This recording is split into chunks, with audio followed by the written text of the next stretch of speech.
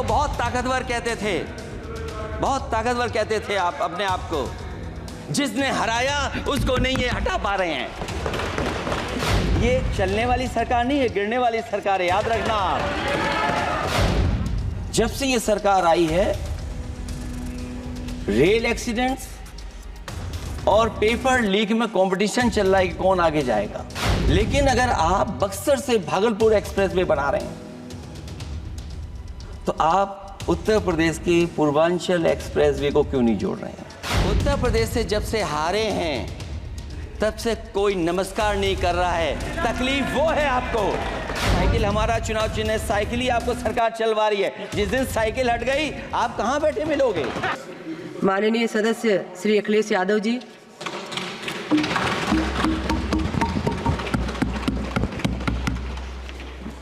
सभापति महोदया, मैं आपका बहुत धन्यवाद देना चाहता हूं कि आपने मुझे बजट 2024-2025 में बोलने का मुझे मौका दिया है। इस सरकार का लगातार ये 11वां बजट है। 11वें बजट के बाद भी नाउम्मीदगी दिखाई दे रही है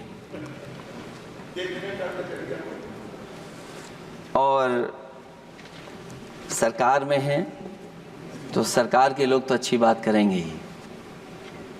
न केवल नाउम्मीदगी दिखाई दे रही है बल्कि जो चेहरों पे खुशी होनी चाहिए थी सरकार बनने के बाद, वो चेहरों पे उतनी खुशी नहीं दिखाई दी।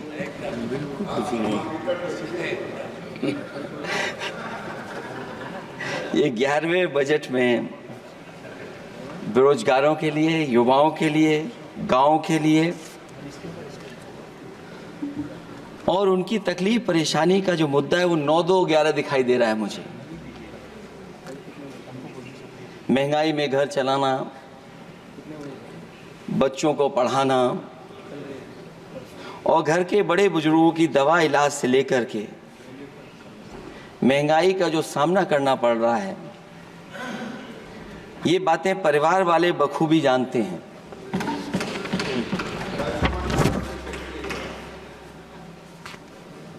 मैं जब सत्ता पक्ष के लोगों के जो आंकड़े देखता हूं और सुनता हूं, अगर इतना सब कुछ 10 साल में अच्छा हुआ है तो आप हंगर इंडेक्स में कहां खड़े हैं? अगर 10 साल बाद भी यही बात सत्ता पक्ष की तरफ से आएगी कि हम कहां खड़े हैं। आपने बड़ा सपना दिखाया make in India. Uttar Pradesh जैसे बड़े स्टेट से सबसे ज्यादा लोकसभा के सांसद चुने जाते हैं। हमें कोई बहुत बड़ा प्रोजेक्ट नहीं मिला, कोई बड़ा प्रोजेक्ट नहीं मिला। प्रधानमंत्री जी मिले हमें। और अगर कोई सभापति महोदय कोई बड़ा प्रोजेक्ट मिला हो 10 साल में, कोई आईएम मिला हो, कोई आईआईटी मिली हो और जो ट्रिपल आईटी किसी समय पर उत्तर प्रदेश को मिली थी, क्या उसमें क्या सहयोग सरकार की तरफ से हुआ है? न केवल ये संस्थाएं बल्कि गवर्नमेंट जो एजुकेशन की इंस्टीट्यूशंस हैं वो सेंट्रल की तरफ से कौन सी नई आ गई? मेडिकल के क्षेत्र में कोई बड़ा संस्था आई हो?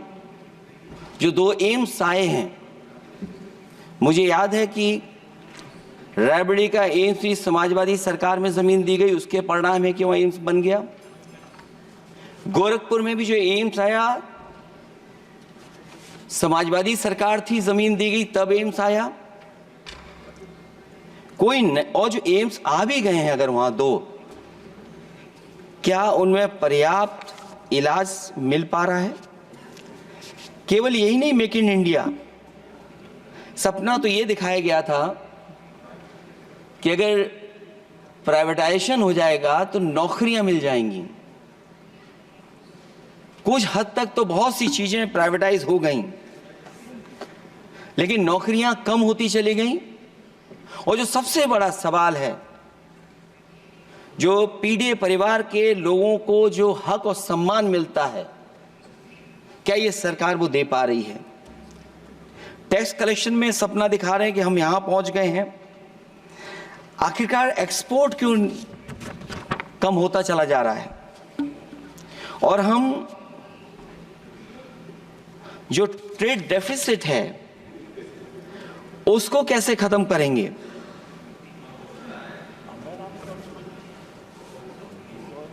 दस साल में अगर हम वहीं के वहीं खड़े हैं और कोई ऐसा कुछ न दिख रहा हो, और परिणाम जो रिजल्ट आए हैं यूपी के, उसमें दिखाई दे रहा है कि आपने कितना काम किया है।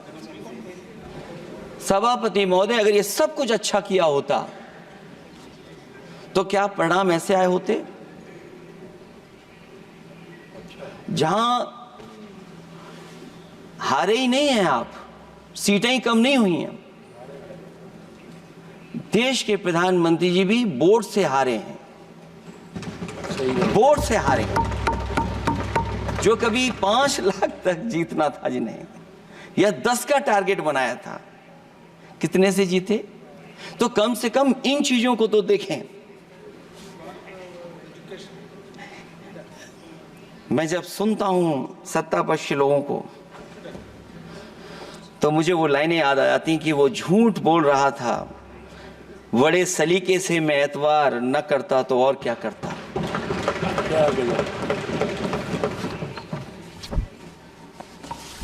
मुझे याद है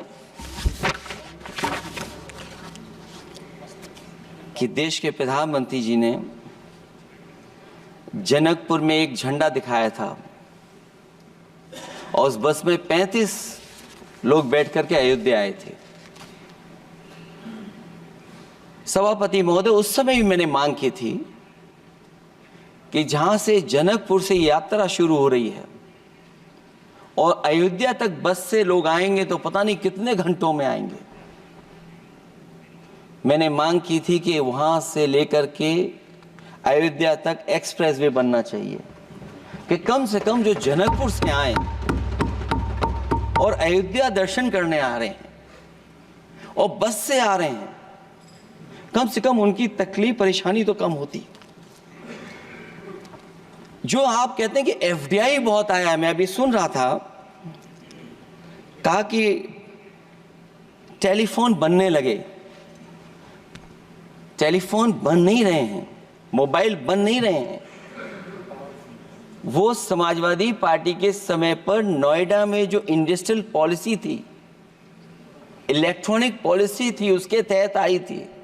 वो इंडस्ट्री जितनी आई है उस समय उस पॉलिसी के तहत आई और बन नहीं रहा है, मेक इन इंडिया नहीं हो रहा है। लेकिन जमीन किसने दी है? जमीन किसने दी थी उन लोगों को? बिना जमीन पर हवा में बना दो तो मैं आपका धन्यवाद दूंगा। उस पॉलिसी के तहत वो झूठ बोल रहा था बड़े सलीके से। आप कह रहे हैं कि एफडीआई लाए हैं हम लोग। एफडीआई, अगर पूरे देश का हम एफडीआई देखें तो उत्तर प्रदेश को कितना एफडीआई मिला है? सभापति महोदय, अगर 1% से ज्यादा भी एफडीआई उत्तर प्रदेश को मिला हो तो बताइएगा आप। जो प्रोजेक्ट डिले हो रहे हैं, जिसकी वजह से कॉस्ट ओवररन हो रही है, उसका जिम्मेदार सभापति महोदय कौन है? डबल इंजन की सरकार है। लखनऊ में भी सरकार आपकी है, दिल्ली में भी सरकार आपकी है। आखिरकार ऐसा क्यों हो रहा है? और आज ही जब सदन में सभापति महोदय हम लोग आए हैं तो एक और रेल एक्सीडेंट की खबर सुनी है। जब से ये सरकार आई है, रेल एक्सीडेंट्स और पेपर लीक में कंपटीशन चल रहा है कि कौन आगे जाएगा।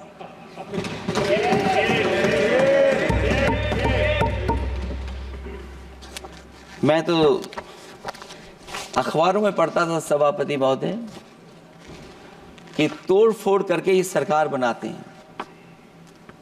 अभी एक सदस्य पिछली बार वो तोड़ फोड़ कर करके शायरी भी बनाने लगे हैं। जो प्रोजेक्ट और जिस प्रोजेक्ट के लिए प्रधानमंत्री जी एयरफोर्स का सबसे बड़ा हवाई जहाज हरकुलिस विमान लेकर के आए थे और वो सड़क पर उतरे थे, वो एक्सप्रेस वे पर उतरे थे। मैं समझता हूं सभापति महोदया, यहां जितने माननीय सदस्य हैं सब ने देखा होगा और सब ने निर्देश के अनुसार उस पर ट्वीट भी किया होगा। वो जो एक्सप्रेस वे अगर किसी ने बनाया था सभापति महोदय, जो डिजाइन टेक्नोलॉजी का पार्ट अलाइनमेंट, वो समाजवादियों की देन थी, वो आपकी देन नहीं थी। ये बात मैं इसलिए कह रहा हूं सभापति महोदया क्योंकि इस बजट में सरकार चलाने के लिए आपने पैकेज दिया है। हमें कोई नाराजगी नहीं है पैकेज देने की, आप पैकेज और दीजिए। लेकिन अगर आप बक्सर से भागलपुर एक्सप्रेस वे बना रहे हैं तो आप उत्तर प्रदेश की पूर्वांचल एक्सप्रेस वे को क्यों नहीं जोड़ रहे हैं? और मैं तो कहूंगा आपसे कि केवल अगर आप 25 किलोमीटर जोड़ देंगे, जहां पूर्वांचल एक्सप्रेस वे रुक गया था, केवल 25 किलोमीटर आप जोड़ देंगे तो दूसरे काम को अपना जो बनाते हैं आप ये कह पाएंगे कि दिल्ली से लेकर के आपने भागलपुर तक एक्सप्रेस वे दिया है। हाँ जी, वो अभी से नहीं, बहुत पहले से बन रहा है। बहुत पहले से बन रहा है। मैं ये नहीं कहना चाहता कि क्या दिया आपने, मैं ये कहता हूं कि अगर आप बक्सर से भागलपुर एक्सप्रेस वे दे रहे हैं केवल बिहार के लोगों को खुश करने के लिए, मैं उससे सहमत हूं कि आप बिहार की तरक्की के लिए एक्सप्रेस वे दें, लेकिन जो पखनपुरा जो आखिरी गांव है जहां पर छूट गया है, वहां से आप क्यों नहीं जोड़ रहे हैं? और हमारे स्टेट के लिए आप कोई नया एक्सप्रेस वे क्यों नहीं दे रहे हैं? आप हमारे लिए क्यों नहीं दे रहे हैं एक नया एक्सप्रेस वे? आप दिल्ली के बजट से दे रहे हैं, आप यूपी अपने बजट से बना रहा है। आप बताइए कोई यूपी को आपने एक्सप्रेस वे दिया हो? कोई एक्सप्रेस वे नहीं दिया। और मैं तो कहूंगा और याद दिलाइएगा अपनी सरकार को, एक बुंदेलखंड एक्सप्रेस वे बना था, अभी बताएंगे आपको उसका भी। सभापति महोदय, एक बुंदेलखंड एक्सप्रेस वे दिया सरकार ने, उत्तर प्रदेश सरकार ने, वो दिल्ली के बजट का नहीं है। मैं मांग कर रहा हूं कि दिल्ली के बजट से कोई एक्सप्रेस वे मिलना चाहिए। जो बुंदेलखंड एक्सप्रेस वे दिया, प्रधानमंत्री जी उद्घाटन कर करके वापस लौटे, अब रिपेयर का पैसा कौन देगा? वो आज भी रिपेयर मांग रहा है। सभापति महोदय, कोई कल्पना कर सकता है कि नया एक्सप्रेस वे बना हो जिसका प्रधानमंत्री जी ने उद्घाटन किया हो, वो आज रिपेयर मांग रहा हो? और वो एक्सप्रेस वे 6 लेन नहीं है, वो 4 लेन है। मैं इसमें भी सुझाव देना चाहता हूं, ये जो बुंदेलखंड वाला एक्सप्रेस वे है, ये अभी 15,000 करोड़ से ज्यादा का बना है स्टेट गवर्नमेंट का। इसको मुनाफा नहीं हो रहा, टोल कलेक्शन नहीं है बहुत ज्यादा। इसको सतना से जोड़ दिया जाए और बुंदेलखंड जहां से शुरू हो रहा है हमारे डिस्ट्रिक्ट इटावा से कम उसको हरिद्वार तक ले जाना चाहिए। अगर हरिद्वार से लेकर के सतना लोग चले जाएंगे तो शायद बुंदेलखंड के लोगों को भी लाभ होगा। और सबसे बड़ी बात है सभापति महोदय, दिल्ली और लखनऊ मिलकर के उन एक्सप्रेस वे की सेफ्टी से और उसकी डिजाइन से खिलवाड़ कर रहे हैं। जो इंडियन रोड कांग्रेस कहती है, जो डॉक्यूमेंट कहता है, वो ये कहता है कि मीडियन सड़क का 12 मीटर से लेकर के 14 मीटर होना चाहिए। आप जाकर के देख के आइए, जो पूर्वांचल वाला बना है उसका मीडियन कितना है? क्या भविष्य में आपने चलने वालों की सेफ्टी के साथ खिलवाड़ की है कि नहीं की है? ये आपको विचार करना पड़ेगा। जिस समय लद्दाख और चीन को लेकर के सवाल उठा था सभापति महोदय, उस समय पॉलिटिकल पार्टी से सुझाव मांगे गए थे। और सुझाव ये मांगे गए थे कि आप क्या सुझाव देना चाहते हैं। तो उस समय जो सुझाव समाजवादी पार्टी ने दिया था वो सुझाव ये था कि लिपू लेक से लेकर के आपके ग्वालियर तक 6 लेन हाईवे बनना चाहिए। कभी ज़रूरत पड़ने पर सीमाओं पर हमारी फौज का आना जाना जल्दी हो जाए।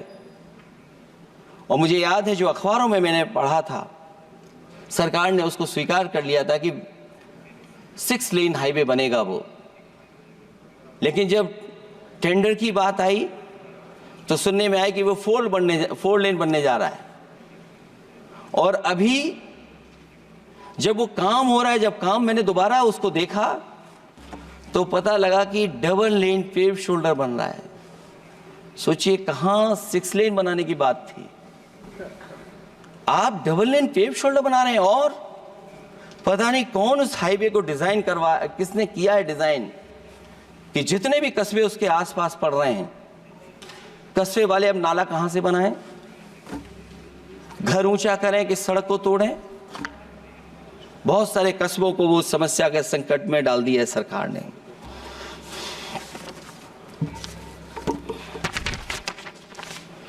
जो सरकार मंचों से ये कहती थी कि हम किसानों की आय दोगुनी कर देंगे, आज तो 11 साल हो गए सरकार को। किसान की आय दोगुनी हो गई क्या सरकार बताए? और अभी मैं बहुत सारे माननीय सदस्यों को जब सुनता हूं तो वो कहते हैं कि हम एमएसपी दे रहे हैं। अगर आप एमएसपी दे रहे हैं तो उसकी कानूनी गारंटी क्यों नहीं दे रहे हैं आप कानूनी गारंटी दीजिए। और फिर कई बार सुनने को मिलता है कि हॉर्टिकल्चर क्रॉप्स के लिए आप क्या कर रहे हैं, उसके एमएसपी की कब तैयारी करेंगे आप? और फिर आय दोगुनी में आप कितना देंगे किसान को? जो पिछले बार बजट में कहा गया था कि एग्रीकल्चर इंफ्रास्ट्रक्चर के लिए 1 लाख करोड़ देश को मिलेगा। अगर 1 लाख करोड़ देश को मिला होगा एग्रीकल्चर इंफ्रास्ट्रक्चर को, तो कम से कम यूपी का शेयर कुछ तो रहा होगा। सभापति महोदय, सरकार ने अगर एक भी मंडी बनाई हो तो बता दें। हाँ, ये अलग बात है कि अगर आप कोई चीज सुधारने के लिए कोई परिवर्तन कर रहे हैं, स्टोरेज के लिए किसी को पहले ही बता दे रहे हैं, वो बात अलग है। लेकिन किसान कहां जाएगा जहां उसको रेट मिलेगी? और फिर ये इस बजट में कहा जा रहा है कि हम 109 high yielding and climate resilient varieties लाएंगे। तो सभापति महोदय, हम अपने माननीय मंत्री से कहेंगे कि वो ग्लोबल वार्मिंग के लिए जो आप काम पिछले कितने वर्षों से कर रहे हैं, क्या हुआ उस ग्लोबल वार्मिंग का? COP21 में भी आप हुआ है, G20 में भी आपने आश्वासन दिया और कुछ नहीं किया। तो आपको क्या लाना पड़ रहा है? 109 high yielding and climate resilient varieties. आप मुझे बताओ किसान पर कब तक पहुंचाओगे आप? और उसको पहुंचाने के लिए आपके पास क्या इंतजाम है? और फिर दूसरे पैराग्राफ में फिर बदल जाते हैं आप। अभी आप बात कर रहे हैं रेजिलेंट वैरायटीज की और फिर आप कह रहे हैं कि हम नेचुरल फार्मिंग को बढ़ावा देंगे। सभापति महोदय, इस सरकार बताए कि रेजिलेंट क्रॉप सीड्स कब तक पहुंचा देंगे, उससे लाभ किसानों को कैसे मिलेगा? और फिर नेचुरल फार्मिंग जो अभी भी कर रहा है किसान कई जगह पर, उसके लिए क्या अलग से पैकेज है आपके पास बजट में? आपने तो केवल सभापति महोदय एक चीज सीखी है पार्ले जी बिस्किट से, महंगाई और मुनाफा। इस सरकार ने 10 साल में डीएपी की बोरी को, खाद की बोरी को छोटा कर दिया। इससे और ज्यादा छोटा मत करना आप। और आपने डीएपी, जब किसान डीएपी लेने गया तो सरकार ने कहा कि बिना नैनो यूरिया के आप नहीं मिलेगा आपको। मैं सरकार से जानना चाहता हूं कि नैनो यूरिया से क्या लाभ पहुंचा है किसानों को, ये बताइए। नैनो यूरिया से क्या लाभ पहुंचा है सरकार बताए।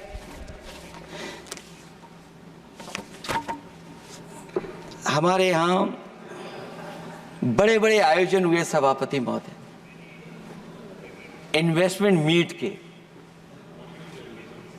बड़े बड़े आयोजन हुए इन्वेस्टमेंट मीट के, और 5 लाख करोड़ के एमओयू साइन हो गए, 5 लाख करोड़ के। मैं ये सभापति महोदय, बजट हमारी क्या मदद कर रहा है उत्तर प्रदेश के उद्योग लाने के लिए? और ऐसे आयोजन हुए जिसमें देश के प्रधानमंत्री आए, देश के राष्ट्रपति आए, और देश के जितने बड़े उद्योगपति सब आए थे। लेकिन आज यूपी को क्या मिला वहां पर? किसानों के लिए एग्रीकल्चर सेक्टर में बड़े बड़े एमओयू हुए, लेकिन आज जमीन पर कुछ नहीं दिखाई दे रहा है। मुझे याद है समाजवादी सरकार में, क्योंकि देश का सबसे ज्यादा उत्पादन दूध का अगर कहीं हो रहा है तो उत्तर प्रदेश में हो रहा है, और उस उत्पादन को बढ़ावा देने के लिए और इन्वेस्टमेंट लाने के लिए उस समय की सरकार ने फैसला लिया कि अगर बाहर से भी कोई डेयरी या डेयरी प्लांट लगाना चाहेगा तो उसमें सरकार सहयोग करेगी। और परिणाम ये हुआ कि गुजरात की 3 अमूल प्लांट लग गए यूपी में। तो मैंने उद्घाटन किए, एक डेयरी से हुआ तो देश के प्रधानमंत्री जी ने किया। लेकिन उसके बाद कोई नया प्लांट आया हो तो बता दें। जो अमूल से पुरानी संस्था है, क्या उसका सहयोग कुछ करेंगे आप लोग? क्या आप पराग का सहयोग करेंगे कुछ? न केवल दूध उत्पादन में उत्तर प्रदेश आगे है, बल्कि चीनी में और गन्ने की पैदावार में भी कभी आगे कभी पीछे होता है। किसानों को भरोसा दिलाया गया था कि उनकी भी आय दोगुनी हो जाएगी, उनको भी बहुत सुविधाएं दी जाएंगी, बिजली फ्री दी जाएगी। सभापति महोदया, उन्हें फ्री बिजली नहीं दी सरकार। ये आश्वासन था आपका। और आज अगर उत्तर प्रदेश पिछड़ इसलिए रहा है क्योंकि सबसे महंगी बिजली अगर कहीं कोई पा रहा है तो उत्तर प्रदेश पा रहा है। और मुझे याद है, क्योंकि बात ये मुझे इसलिए कहना चाहिए, बीजेपी के एक विधायक जो सबसे बुजुर्ग थे, वो देश के प्रधानमंत्री जी के क्षेत्र में बिजली 24 घंटे आए, उसके लिए वो धरने पे बैठ गए थे। वहां के अधिकारियों ने कहा कि बुजुर्ग हैं, इनका स्वास्थ्य बेहतर नहीं है, इनका धरना आप उठवा दीजिए। मैंने सभापति महोदय उनको बुलाया, मैंने उनकी बात सुनी। उन्होंने कहा कि प्रधानमंत्री जी के क्षेत्र में 24 घंटे बिजली होनी चाहिए। उसी दिन मैंने फैसला ले लिया कि प्रधानमंत्री के क्षेत्र में 24 घंटे रहेगी बिजली। और मैंने उससे मांग की सभापति महोदय कि उत्तर प्रदेश देश के प्रधानमंत्री को बनाने में सबसे बड़ा सहयोग किया है, इसका कम से कम बिजली का कोटा तो बढ़ जाए यूपी का। वो 8 साल हो गए, उत्तर प्रदेश ने देश के प्रधानमंत्री को तो दे दिया, लेकिन अभी तक बिजली का कोटा नहीं बढ़ा।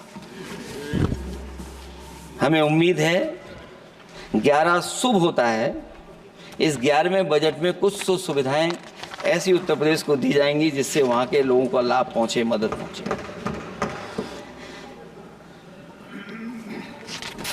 जहां किसान आत्महत्या कर रहा है, और पिछले 10 साल में सरकार जानती होगी कि कितने किसानों ने आत्महत्या की है, लाखों लाख किसान आत्महत्या कर चुके हैं। जहां किसान तकलीफ और परेशानी में है, वहीं सबसे ज्यादा अगर संकट किसी चीज पर आया तो वो नौकरी पर आया है, रोजगार पे आया है। जब सरकार का बजट मैं पढ़ता हूं तो जो स्कीम्स लाई जा रही हैं उसमें, क्या ये स्कीम नौजवान को पक्की नौकरी दिलाएगी? क्या इन स्कीम से 5,000 रुपए देकर के आप नौजवान का भविष्य बनाना चाहते हैं? आप क्या दे रहे हैं आप? और मुझे तो ये लगता है कि जो वर्क फोर्स आप बना रहे हैं ट्रेनिंग देकर के सरकार के पैसे से। अंतोगत्वा इनको भी एक्सप्लॉइट वही लोग करेंगे, उद्योगपति। आखिरकार जब इतनी टेक्निकल, इतनी ट्रेंड फोर्स होगी, तो आप ये मुझे बताइए कि उसके भविष्य क्या होगा। अगर इतने बड़े पैमाने पे आप ट्रेनिंग करा रहे हो, सरकार का बजट उसमें खर्च हो रहा है, तो सभापति महोदय उनका भविष्य क्या होगा? 5 साल के बाद।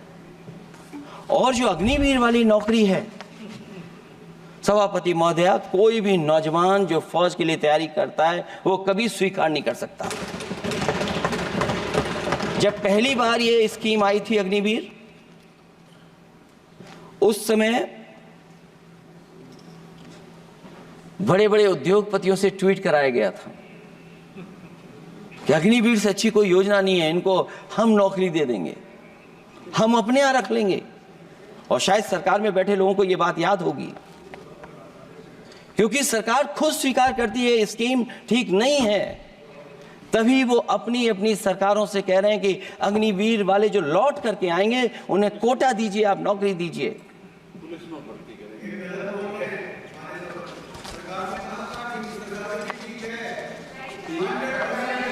नहीं ठीक है, नहीं ठीक है, नहीं ठीक है। बीजेपी मुख्यालय पे चौकीदार लगाएंगे।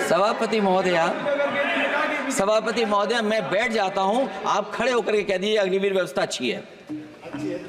मैं इस सभा में खड़े होकर कहता हूं, उस राज्य से तो हिमाचल प्रदेश से जिसने पहला परमवीर चक्र विजेता मेजर सोमनाथ शर्मा दिए, कारगिल के युद्ध में सबसे ज्यादा शहीद होने वाले हिमाचल प्रदेश के वीर नौजवान थे। 4 परमवीर चक्र विजेता हुए, उसमें से 2 कैप्टन विक्रम बत्रा और सूबेदार संजय कुमार हिमाचल प्रदेश से हुए। और मैं कहता हूं, जी हां, जो लंबे समय से मांग थी 1 रैंक 1 पेंशन की, किसी सरकार ने पूरी नहीं की, वो नरेंद्र मोदी जी की सरकार ने यहां पर पूरी की है। और मैं एक बात और कहता हूं, अखिलेश यादव जी सुन ले, अग्निवीर में 100% एम्प्लॉयमेंट की गारंटी है और रहेगी। माननीय सदा साहब अपनी बात सभापति महोदय, जो मैंने बहुत छोटा सवाल पूछा था, मैं दूसरी बात कहता हूं। अगर ये जो बात आप कह रहे हो, तो आपको जरूरत क्यों पड़ रही कि आपको उत्तर प्रदेश में और प्रदेशों में कोटा देना पड़ रहा है 10%? सभापति महोदय, बैठिए। सभापति महोदय, जहां तक परमवीर, रुक जाइए।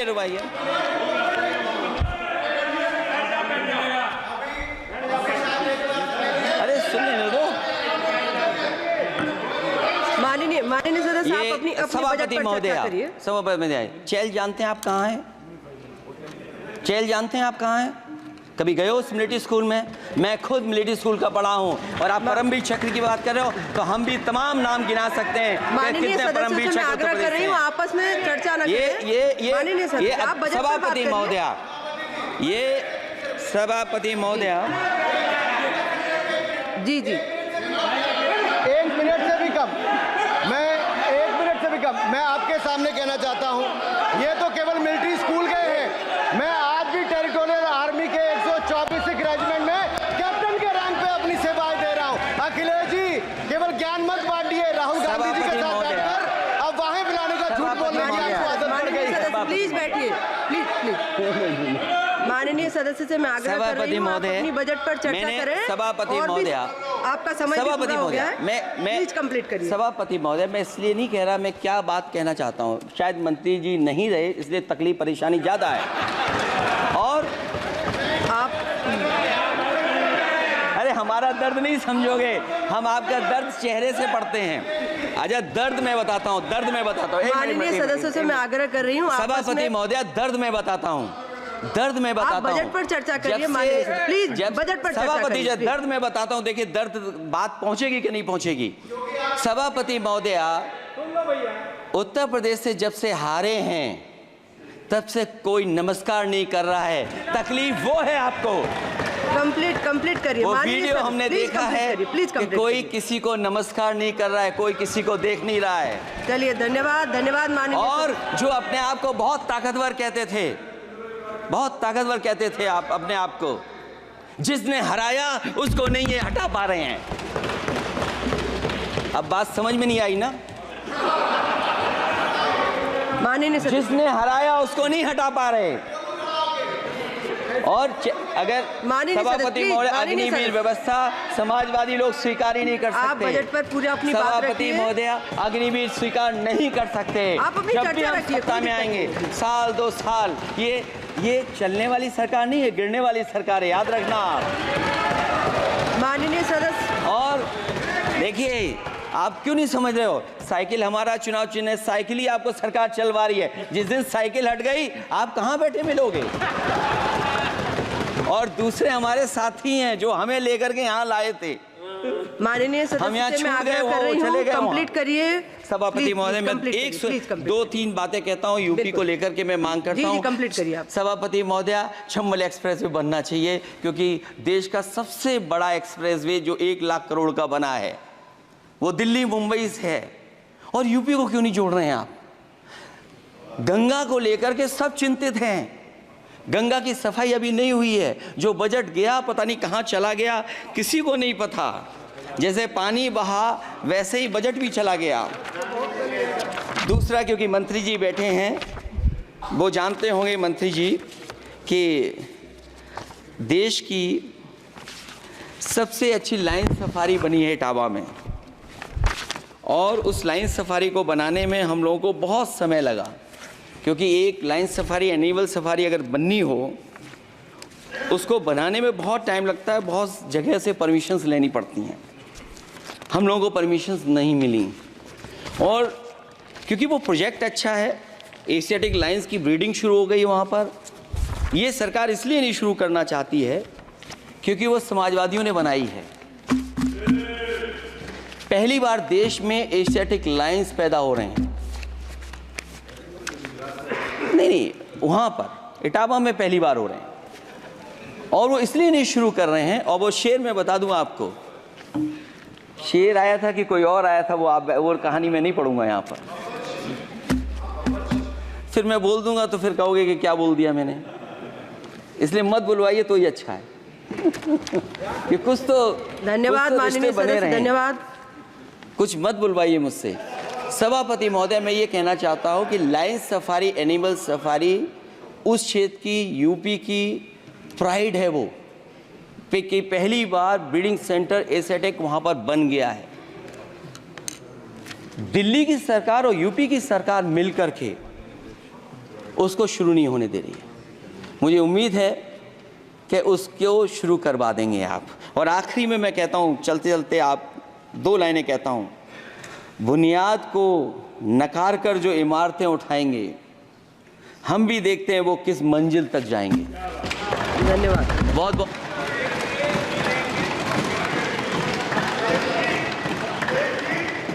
अखिलेश जी, कुछ ज्ञान माननीय विपक्ष के नेता को भी दे दीजिए। आपने अच्छा भाषण दिया, उनको भी सिखा दीजिए। हालांकि अयोध्या को मैंने कहा हम काम नहीं रोक रहे हैं, लेकिन सभापति महोदय मैं कहना चाहता हूं, इन लोगों का कौन टाउन प्लानर है, कौन आर्किटेक्ट है, मैं नहीं जानता हूं, लेकिन ये जब सरकार से चले जाएंगे तो विश्व की सबसे बढ़िया नगरी अगर कोई बन करके दिखाएंगे तो वो अयोध्या नगरी होगी। माननीय सदस्य, को इससे बड़ा सम्मान और कोई नहीं हो सकता। जो अपने आप को बहुत ताकतवर कहते थे, बहुत ताकतवर कहते थे आप अपने आप को, जिसने हराया उसको नहीं ये हटा पा रहे हैं। ये चलने वाली सरकार नहीं है, गिरने वाली सरकार है, याद रखना आप। जब से ये सरकार आई है, रेल एक्सीडेंट्स और पेपर लीक में कंपटीशन चल रहा है कि कौन आगे जाएगा। लेकिन अगर आप बक्सर से भागलपुर एक्सप्रेसवे बना रहे हैं तो आप उत्तर प्रदेश की पूर्वांचल एक्सप्रेसवे को क्यों नहीं जोड़ रहे हैं? उत्तर प्रदेश से जब से हारे हैं तब से कोई नमस्कार नहीं कर रहा है। तकलीफ वो है आपको। साइकिल हमारा चुनाव चिन्ह है, साइकिल ही आपको सरकार चलवा रही है। जिस दिन साइकिल हट गई, आप कहां बैठे मिलोगे?